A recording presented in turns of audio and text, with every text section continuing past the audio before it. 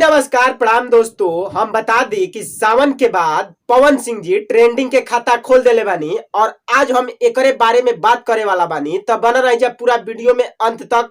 तब आई लो, आज रात 12:15 में एगो पवन सिंह के बहुत ही जबरदस्त गाना रिलीज भइल बाटे मोदी जी के जन्मदिन के शुभ अवसर पे। ये गाना सिर्फ मोदी जी के जन्मदिन के लेके ही बनावल गइल बाटे और बहुत ही प्यारा सॉन्ग बाटे जना गाना के नाम बाटे है देश दीवाना मोदी का। वह देश का है दीवाना जिसका देश दीवाना है।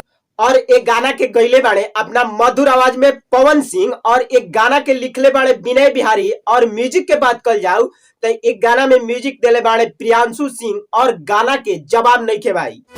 मोदी मोदी मोदी।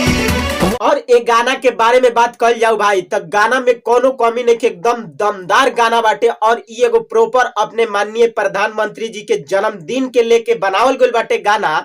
और एक गाना के 16 घंटा के अंदर 6,15,000 व्यू मिलल बाटे और 113,000 लाइक्स और 16,000 कमेंट मिलल बाटे। और गाना बहुत ही प्यारा बाटे। वह देश का है दीवाना जिसका देश दीवाना है। और चौंकाने वाली खबर ई बाटे भाई कि ई गाना 6 नंबर ट्रेंडिंग फॉर म्यूजिक में ट्रेंड करता। और आप लोगों के प्यार दुलार ऐसा ही बना रही तो भाई 1 नंबर पर भी ट्रेंड कर सकताटे। और ई गाना में कोनो कमी नहीं के।